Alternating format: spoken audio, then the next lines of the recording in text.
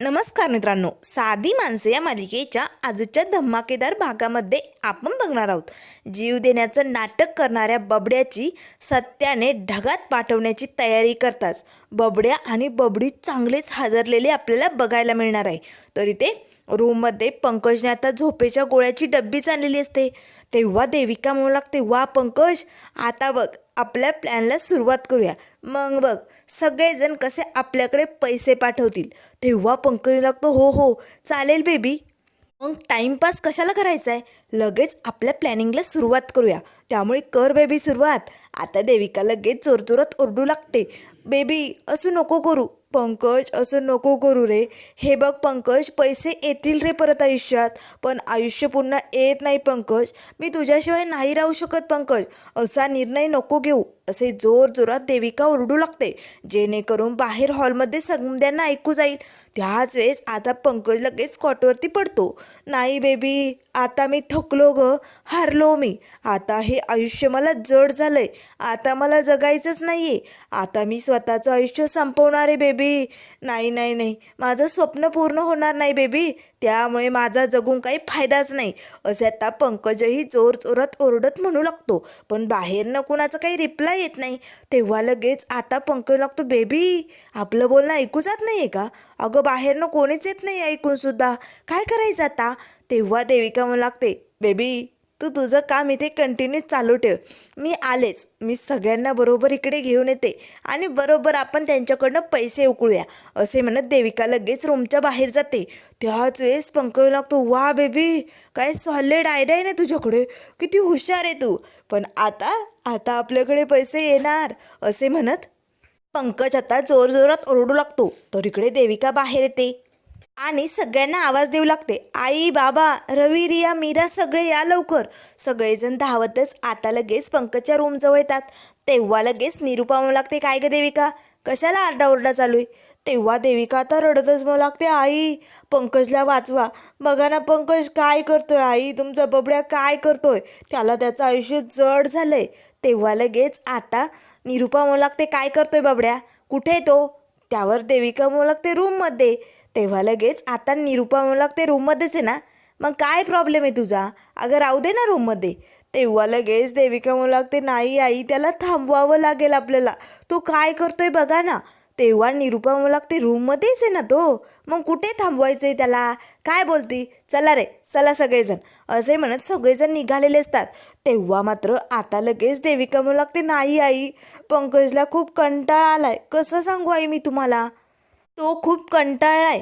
तेव्हा लगेच रवी लागतो, देविका वहिनी, हा मगाशी बघितला आम्ही, तो किचनमध्ये पाणी घेण्यासाठी आला होता, तेव्हा त्याचा चेहरा खूप सॅड झाला होता, कंटाळा आला असेल त्याला, जाऊ दे.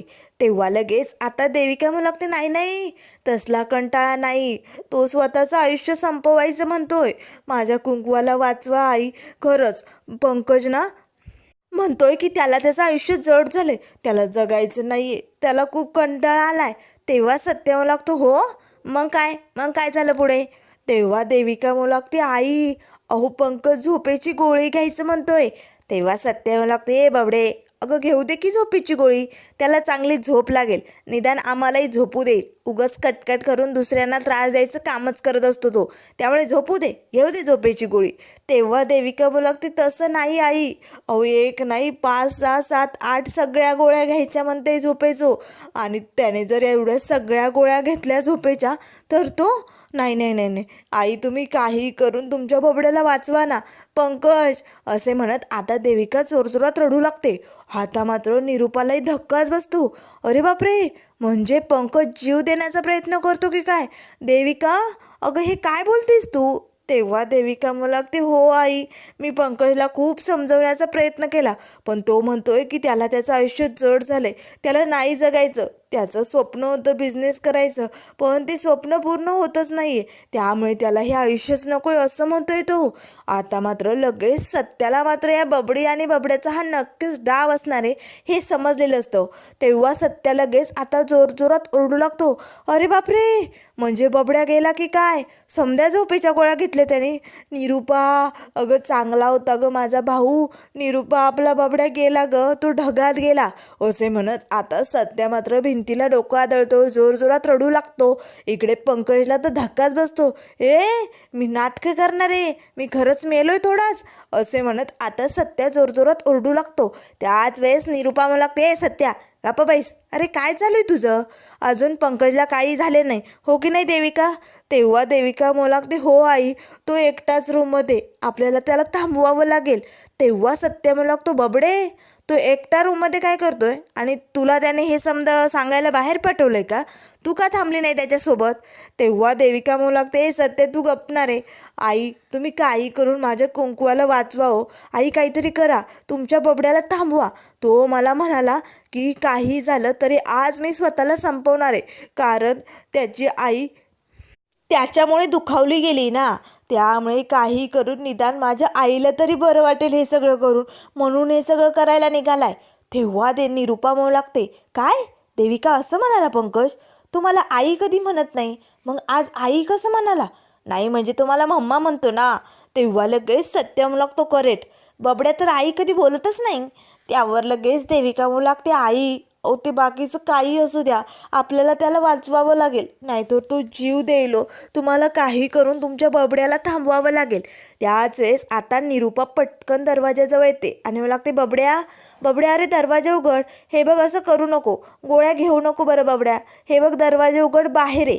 तेव्हा पंकज आता ओरडतच जणू काही रडण्याचं नाटक करू लागतो आणि मला लागतो, नाही मम्मा नाही, आता बास, आता पुरे झालं, थकलोय ग मम्मा, मी हारलोय, आता मी पुढे जाऊ शकत नाही. माझं बिझनेसचं स्वप्न होतं मम्मा, पण ते स्वप्न कधी पूर्ण होणार नाही. त्यामुळे आता हा पंकज जगून काय करणार? या पंकजला आता जीव द्यावाच लागेल. आता या सगळ्या झोपेच्या गोळ्या हा पंकज घेणार आणि मग ढगात जाणार आई. तेव्हा लगेच निरुपा म्हणू लागते, नाही रे बबड्या, असं करू नको, पंकज दरवाजा उघड, ऐक माझं. तेव्हा लगेच आता देविका म्हणू लागते, बेबी असं नको करू रे. आता मात्र सुधाकर भाऊ सगळेजण आता या पंकजची नाटकं बघत असतात. त्याच वेळेस आता पंकज जोरजोरात रडत काय असतो, ओरडत काय असतो. सत्या मात्र मनाशीच म्हणू लागतो, नक्कीच काहीतरी भानगड दिसायली, हा बबड्या सहजासहजी जीव देणाऱ्यातला नाही. त्याच वेळेस आता लगेच निरुपा म्हणू लागते, हे बघ बबड्या, समजा काही ठीक होईल, तू बाहेर आहे बरं, असं करू नको, त्या झोपेच्या गोळ्या घेऊ नको बरं. तेव्हा लगेच पंकज लागतो, नाही मम्मा, आता बास, आता माझं स्वप्न जर पूर्ण होणार नसेल तर माझा जगून काय उपयोग? चांगले माझ्याकडे पैसे आले होते, मी बिझनेस उभा करणार होतो, पण नाही, हे लोक मला जगूच देत नाही. यांनी माझ्याकडनं पैसे काढून घेतले, त्यामुळे माझ्या जगण्याला अर्थच राहिलेला नाही आहे. त्यामुळे मम्मा बाय बाय, टाटा, आता हा पंकज थेट ढगात जाणार. तेव्हा लगेच आता सत्य म्हणू लागतो, बबड्या अरे झोपेच्या गोळ्या घेऊन ढगात नाही जात बाबा, अरे झोपेच्या गोळ्या घेऊन तुला फार तर फार झोप लागेल 2 दिवस. तुला जर ढगात जायचं असेल ना तर तू एक काम कर, उंदीर मारण्याचं औषध किंवा झुरळ मारण्याचं औषध घे. म्हणजे कसं आहे, लगेच काटा निघेल आणि तू ढगात पोचशील. नाहीतर एक काम करू का बबड्या, उंदराचं आणि झुरळाचं औषध असं मिक्स करून मी तुला काहीतरी टॉनिक बनवून देऊ का, जेणेकरून तुझं काम पटकन पूर्ण होईल. तेव्हा लगेच आता देविका म्हणू लागते, सत्या काय बोलतोय तू? त्याच वेळेस निरुपा म्हणू लागते, सत्य आता अति होतं या, बाद झालं, तू माझ्या बबड्याबद्दल असं काही बोलू शकत नाही, बबड्याला काही होणार नाही. बबड्या असं नको करू रे, येणार आहे बाहेर बबड्यात चालणार आहे, असं नको करू, तुझ्या मम्माचं ऐकणार नाही का तू? तेव्हा लगेच पंकज लागतो, नाही मम्मा, आता बास, आता मला आणखीन त्रास सहन नाही होते मम्मा, आता पुरे झालं. आता जर माझ्या बिझनेससाठी माझ्याकडे पैसे नसतील ना तर मला जगायचंच नाही आहे, मी मरणार आहे. हे बघ, माझ्या हातात झोपेच्या गोळ्या आहे, असे म्हणत पंकज आत्ता लगेच ती डबी वाजून दाखवतो आणि मला लागतो, बघ बघ मम्मा, आता या सगळ्या गोळ्या मी घेणार आणि हा बबड्या तुझ्यापासून दूर जाणार मम्मा, मला माफ कर ग, मी नाही जगू शकत आता. आता निरुपा रडू लागते आणि मला लागते, काहीतरी करा, माझ्या पंकजला वाचवा, असं मी त्याला नाही जाऊ देऊ शकत, माझ्या पोटचा गोळा आहे तो. तेव्हा सत्य मला लागतो, निरुपा अगं काय करायली तू? अगं किती वेळा ठेचा खाणार आहे निरुपा? अगं हा बबड्या दरवेळेस आपल्या असाच कोंडीत पकडतो आणि फसवतो, तरी तुझा त्याच्यावरती विश्वास आहे? तेव्हा निरुपा म्हणू लागते, सत्या तू गप्प बसणार रे? अरे तो हारलाय रे, त्याला नाही जगायचं. मी माझ्या पंकजला काही होऊ देणार नाही. पंकज, अरे काय हवंय तुला? अरे बोल ना पंकज, तुला बिझनेस करायचा आहे का? तेव्हा पंकज लागतो, हो मला बिझनेस करायचा आहे, मला बिझनेससाठी पैसे हवेत, पण मला कोणी पैसे देत नाही आहे ना, म्हणून मी आता माझं जीवन संपवणार आहे. तेव्हा निरुपा म्हणू लागते, तुला पैसे हवेत का? अहो अहो पंकजला ते पैसे देऊन टाकाव, नाहीतर तो जीव देऊन टाकेल. आता देविका मात्र खूपच खुश होते. तेव्हा ती मनाशीच म्हणू लागते, चला वा, आता प्लॅनिंगला सुरुवात झाली. आता ही निरुपा बरोबर या म्हाताऱ्याकडनं पैसे काढेल आणि पंकजला पैसे देईल. मग कसं आपलं काम अगदी भारी होईल. असे म्हणत आता देविका जरा खुश झालेली असते. आता ती मुद्दाम आणखीन रडू लागते, बाबा बाबा माझ्या पंकजला वाचवा हो, काहीतरी करा बाबा. त्याच वेळेस निरुपा म्हणू लागते, हे बघा तुमच्याकडे जे पैसे आहेत ना, ते त्याला बिझनेससाठी देऊन टाकाव, नाहीतर ते पोरगा काय बी करेल, द्या पटकन. तेव्हा सुधाकर बाबू लागतात, निरुपा अगं वेळ लागलाय का तुला? अगं सत्यजितने खूप कष्ट करून ते पैसे माझ्यापर्यंत पोचवलेत आणि असे कसे मी देऊ त्याला? तेव्हा पंकज आत्मन्न म्हणू लागतो, एवढे 35 लाख नको आहेत मला फक्त 20 लाख द्या, जेणेकरून मी बिझनेस सुरू करू शकतो. आणि एकदा का माझा बिझनेस सुरू झाला की मी व्याजासकट तुमचे पैसे परत करेल. त्यामुळे प्लीज मला 35 लाख नको आहे, 20च लाख हवेत. द्याल ना 20 लाख? नाहीतर मी एवढ्या समद्या गोळ्या घेईल. असे म्हणत आता पंकज जोरजोरात ती डब्बी वाजवत असतो. निरुपा मात्र खूपच घाबरत असते. तिला वाटतं की आपला बबड्या खरंच जातो की काय. त्याच वेळेस आता लगेच सुधाकर बाबू लागतात, निरुपा त्याला म्हणावं बाहेर आहे आणि मग बोल. तेव्हा लगेच आता निरुपा म्हणू लागते, अहो तुम्ही वेळ कशाला व्हायला घालवताय? अहो द्या की पैसे. अहो त्याच्या जीवन मरणाचा प्रश्न आहे हो, पोरापेक्षा तुम्हाला पैसे जास्त महत्त्वाचे आहे का? द्या लवकर पैसे. तेव्हा लगेच आता सत्या मात्र डोक्याला हात लावतो, नक्कीच या बबड्याचं हे नाटक दिसतंय पैसे मिळवण्यासाठी, पण मी असं होऊ देणार नाही, असे सत्या मनाशीच म्हणू लागतो. त्याच वेळेस आता लगेच सत्या बापाजवळ येतो आणि मी लागतो, निरुपा अगं काय करते तू? अगं बापाच्या कष्टाचे पैसे ते, आणि या बबड्याकडे जर ते पैसे गेले ना, तो पुन्हा ते पैसे उडवून बसेल. त्यामुळे निरुपा मरू दे, त्याला मरायचे ना तर मरू दे. तेव्हा निरुपा म्हणू लागते, सत्या अरे का असं थोबाडातनं शब्द काढतो? हे बघ माझा पोटचा गोळा आहे तो, माझ्या बबड्याला काय बी होता कामा नये, आणि जोपर्यंत त्याची मम्मा जिवंत आहे ना, तोपर्यंत ती असं होऊच देणार नाही. तर इकडे पंकज खूपच खुशीत उड्या मारू लागतो, जमलं मला अगदी छान नाटक जमलं, आता मम्मा बरोबर बाबांकडनं पैसे काढणार. असे म्हणत पंकज आता नाचत असतो, उड्या मारत असतो, काय करू काय नाही त्याला असं झालेलं असतं. तर आता देविकाही खूपच खुश होते. त्याच वेळेस सुधाकर भाऊ लागतात, निरुपा तू काहीही म्हण, पण मी आज पैसे देणार नाही, कारण ही माझ्या कष्टाची कमाई आहे आणि खूप मेहनतीने ती सत्यजितने माझ्यापर्यंत पोचवली. आणि जर या पंकजच्या हातात मी पैसे दिले आणि पुन्हा जर त्याने काही घोळ केला आणि हे पैसे जर संपवले ना, तर लक्ष्मीचा अपमान केल्यासारखं होईल. त्यामुळे बास निरुपा, आता मी तुझा एक शब्दही ऐकणार नाही. पंकजला म्हणावं बाहेर आहे आणि ही सगळी नाटकं थांबव. तेव्हा लगेच आता देविका म्हणू लागते, काय करायचं या म्हाताऱ्याचं? ही म्हातारी चांगली तयारी झाली होती, पण नाही, हा म्हातारा नाही म्हणतोय, मला काहीतरी करावं लागेल, म्हणजे ही निरुपा बरोबर या म्हाताऱ्याकडनं पैसे वसूल करेल. त्याच वेळेस देविका रडू लागते, आई प्लीज काहीतरी करा आणि पंकजला वाचवा हो, थांबवा, माझ्या कुंकवाला वाचवावंच लागेल, मी पंकजशिवाय नाही जगू शकत, आई प्लीज काहीतरी करा. तेव्हा लगेच आता देविका रडत असतानाच निरुपा म्हणू लागते, देविका तू शांत हो, मी बबड्याला काहीच होऊ देणार नाही. अहो असं काय करताय, द्या ना पैसे, असं नका करू. हे बघा माझं ऐका, मी तुमची बायको आहे की नाही, म्हणजे मी तुमची अर्धांगिनी, अर्धा वाटा माझाही आहे त्या पैशात, मला ते पैसे हवेत. तेव्हा सुधाकर भाऊ लागतात, निरुपा तू काही म्हण तरीही हे पैसे मी तुला देणार नाही म्हणजे नाही. आता पंकजला तर धक्काच बसतो, अरे बापरे, बाबा तर साफ नकार देत आहेत, माझं काय होणार आहे इकडं, मला खरंच जीव द्यावा लागतो की काय, असा विचार आता पंकजच्या मनात येऊ लागतो. त्याच वेळेस देविका मनाशीच म्हणू लागते, माझं नाटक कमी पडतंय का? या पंकजला मूर्खाला नाटकही करता येत नाही, अरे काहीतरी कर ना, म्हणजे हे पैसे लवकरात लवकर सुटतील. त्याच वेळेस आता निरुपा म्हणू लागते, हे बघा मला पैसे हवेत म्हणजे हवेत. अहो मुलापेक्षा पैसे जास्त महत्त्वाचे का? अहो तुमच्या मुलाचा जीव जाईल, नाही तर पैशाला धरून काय करणार आहात तुम्ही, सांगा ना. तेव्हा सुधाकर बावू लागतात, निरुपा मी पैसे देणार नाही म्हणजे नाही, तेव्हा निरुपा मला लागते नकाच देऊ. काय दिलंय तुम्ही आयुष्यभर? अहो सतत मन मारत जगत आलोय. मी माझी पोरं यांना कधी मन मोकळेपणाने आयुष्य जगायला भेटलंय नाही ना, कधीच नाही. तुमच्या या एवढ्याशा नोकरीवर काय केलं हो तुम्ही? आणि आताही एवढे पैसे कमवून काय करणार आहात तुम्ही? घरात ठेवून बसणार आहात का मोठा बंगला बांधणार आहात का गाडी घेणार आहात? सांगा ना, या पैशांचं काय करणार? फक्त स्वतःकडे ठेवणार आणि चहा डोसत घरात बसणार, एवढंच जमतं ना तुम्हाला? दुसरं काय जमणार आहे? आयुष्यभर तर कधी सुखसोयी दिल्या नाही आणि आताही असूनही ती देता येत नाही, अशी गंमत झाली तुमची. अहो त्या रियाच्या बाबांचं बघा. अहो तुमच्या मागणं बिझनेसमध्ये किती पुढे गेले. अहो किती कोटीने पैसे कमवतायत ते. काय काय केले त्यांनी त्यांच्या फॅमिलीसाठी. आणि तुम्ही काय केलं तुमच्या फॅमिलीसाठी? अहो रात्र तुम्ही जेव्हा ट्रेन चालवायला जायचा ना, तेव्हा मी इकडे पोरांना सांभाळलं, घर सांभाळलं.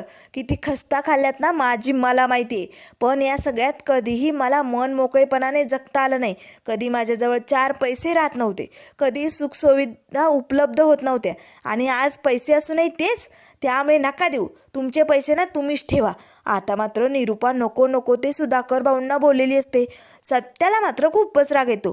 तेव्हा सत्या मला लागतो, बास निरुपा, माझ्या बापाला आता एक सबूत बी तू बोलू शकत नाही. हे मी ऐकून घेणार नाही. तेव्हा निरुपा मला लागते, का बोलू नको बोलणार. त्यावर सुधाकर भाऊ लागतो, सत्यजित थांब, बोलू दे निरुपाला.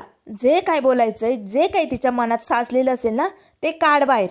निरुपा, तू किती टोचून बोल, हवे तेवढे टोमणे मार. मी आयुष्यभर काही केलं नाही ना, मग नाही जमत मला काही करायला. नाही देणार मी पैसे. तेव्हा निरुपा मला तेव्हा आत्ताच म्हणाला ना, नाही काही केलं आयुष्यात. अहो मग आता तरी करण्याची वेळ आली, काहीतरी करा. अहो द्या पोराला पैसे. पोरापेक्षा पैसे महत्त्वाचे नाही आहेत हो. माझ्या पंकजचा जीव जाईल. अहो द्या ना पैसे. त्याच वेळेस देविका मनाशीच म्हणू लागते, अजून थोडा ड्रामा करावा लागेल, म्हणजे ही निरुपा बरोबर या म्हाताऱ्याकडनं पैसे काढेल. मलाच काहीतरी करावं लागते.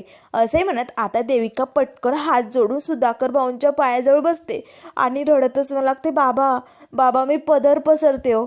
माझ्या कुंकवाला वाचवा हो बाबा, माझ्या मंगळसूत्राला वाचवा. तेव्हा लगेच आता सत्या मला लागतो, वा बबडे, कसलं भारी नाटक जमते ग. चालू दे कंटिन्यू कर, चालू दे हां.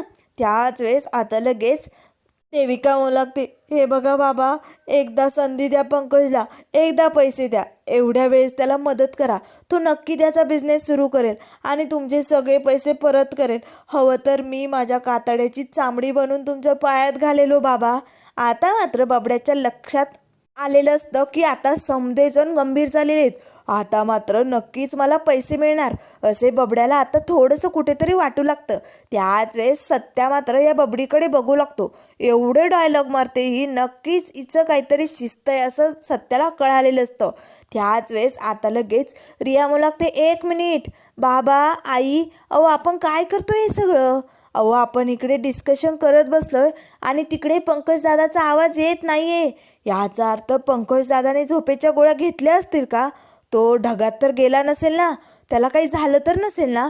तेव्हा निरुपा म्हणू लागते, पंकज असे म्हणत निरुपा दरवाजाजवळ येते आणि जोरजोरात पंकजला आवाज देऊ लागते. पण पंकज काही रिप्लाय देत नाही. तेव्हा लगेच रवी येतो आणि म्हणू लागतो, पंकजदादा, दरवाजा उघड पंकजदादा. पण तरीही पंकजचा काही आवाज नसतो. पंकज शांतपणे एकटक त्या गोळ्यांकडे बघत असतो. तेव्हा रवी लागतो, मम्मा, अगं काय झालंय? अगं बघ ना, अगं पंकजदादा काहीच आवाज देत नाहीये. याचा अर्थ खरंच तो बेशुद्ध पडला नसेल ना? तेव्हा लगेच रिया आता असं गळ्याला हात लावते. रवी, याचा अर्थ खचाक, पंकजदादा गेला वाटतं. त्याच वेळेस आता सत्या म्हणू लागतो, खरंच गेला की काय हा बबड्या? खरंच आवाज येत नाही या. तेव्हा निरुपा म्हणू लागते, गप्प बसा, माझ्या पंकजला काही होऊ शकत नाही. त्याच्या केसाला बी जरा धक्का लागला ना, तर मी तुम्हा समद्यांना सोडणार नाही, एकाला सोडणार नाही मी. आता मात्र निरुपा जोरजोरात दरवाजा वाजवते, ए बबड्या, अरे बबड्या, दरवाजा उघड ना. पण पंकज एकटक त्या गोळ्यांकडे बघत असतो आणि मनाशीच म्हणू लागतो, मी या गोळ्या घेऊ का? खरंच मी या गोळ्या घेतल्या तर? असे म्हणत आता पंकज ती डबीचं झाकण उघडू लागतो. त्याच वेळेस आता देविका मनाशीच म्हणू लागते, हा एकदम मूर्ख पंकज आहे. या सगळ्या नाटकामध्ये खरंच गोळ्या घेऊन जीव तर देणार नाही ना हा पंकज? नाही, असं करू शकतो? पंकज बेबी, दरवाजा उघड. असे आता देविकाही जोरजोरात ओरडू लागते. पण तरी पंकजचं एक नाही दोन नाही. त्याच वेळेस मीरा म्हणू लागते, अहो बघा ना, काहीतरी करा ना. अहो सासूबाईंचा जीव किती घाबरा झालाय बघा ना. अहो काहीतरी करा ना. पण सत्या आणि सुधाकर भाऊ मस्त तिथे सोप्यावरती बसलेले असतात. त्याच वेळेस आता लगेच निरूपा म्हणू लागते, देविका अगं तुझा मोबाईल कुठे? अगं पंकजच्या मोबाईलवर फोन लाव पटकन. आता देविका पटकन पंकजला फोन लावते. रिंगही वाजत असते. आतमधनं फोनचा आवाजही येत असतो. पण पंकज काही फोन उचलत नाही. तेव्हा लगेच आता येऊ लागतो, मम्मा अगं बघ फोनचा आवाज येतोय. पण पंकज दादा बहुतेक बेशुद्ध झालाय. तो फोन उचलत नाहीये. आपल्याला काहीतरी करावं लागेल. उशीर झालाय. तेव्हा लगेच आता देविका म्हणू लागते, बेबी दरवाजा उघड. पण तरीही पंकजचं एक नाही दोन नाही. आता सगळ्या गोळ्या पंकजने त्या डबीतल्या आपल्या हातात घेतलेल्या असतात. त्याच वेळेस सुधाकर भाऊ लागतं, सत्यजित चल पटकन काहीतरी करावं लागतंय. आता लगेच सत्य आणि रवी जोरजोरात दरवाजाला धक्के मारून दरवाजा तोडण्याचा प्रयत्न करू लागतात. तोपर्यंत पंकज आता त्या गोळ्या अशा आपल्या हातात घेऊन आपल्या तोंडापर्यंत घेतो. आता मात्र सत्य आणि रवीने जोरजोरात धक्के मारून दरवाजा तोडलेला असतो. तर त्यानंतर मित्रांनो पुढील भागामध्ये आपल्याला बघायला मिळेल. आता मात्र सत्याने आपली सत्यागिरी दाखवायला सुरुवात केलेली असते. बबड्या तुला गोळ्या घ्यायच्या आहेत ना? चल ये, तुला ढगात जायचं आहे ना? मग इकडे बाहेर. आता सत्या ओढतच पंकजला बाहेर घेऊन येतो. आता त्याच्या हातावरती त्या गोळ्या ओततो आणि मग लागतो, चल घे, तुला मरायचं आहे ना? मग सामद्यांसमोर गोळ्या घेऊन दाखव. तेव्हा लगेच आता देविका घाबरते, पंकजही घाबरतो. त्याच वेळेस सुधाकर भाऊ लागतं, सत्यजित तुला वेळ लागलाय का? अरे त्याला थांबवायचं सोडून तू त्याला गोळ्या घ्यायला सांगतोय. तेव्हा सत्या मला लागतो, बाप त्याला मरायचं आहे ना? मग मी त्याची हेल्प करतोय. कसं आहे ना, मरताने एखाद्या भावाची मदत केली ना तर आयुष्यभर माझं नाव निघेल ना. त्यामुळे पंकज इथे जे काही होईल ते मी बघून घेईल. तू नको टेन्शन घेऊ. तू घे गोळ्या आणि टाक तुझं आयुष्य संपून. पोचशील लगेच ढगात. घे एवढ्या पण घेऊन टाक. असे म्हणत आता सत्या लगेच पंकजचा हात पकडतो आणि आता जोरजोरात त्या गोळ्या त्याच्या तोंडाकडे ओढू लागतो. पंकज मात्र हात बाजूला करण्याचा प्रयत्न करत असतो. पण आता सत्या जबरदस्तीने त्याला गोळ्या खाऊ घालत असतो. आता मात्र हा पंकज स्वतःच्या तोंडाने बोलणार, मी हे सगळं नाटक करत होतो. आता हे सगळं नाटक चालू आहे. हे कसं समोर येणार हे आपण लवकरच बघूया. पंकजचा चांगला सत्या कसा बँड वाजवणार हे बघायला नक्कीच मज्जा येईल. त्यामुळे मित्रांनो अशाच मालिकेंच्या अपडेट पाहण्यासाठी चॅनलला लाईक करा, सबस्क्राईब करा. व्हिडिओ पाहिल्याबद्दल धन्यवाद.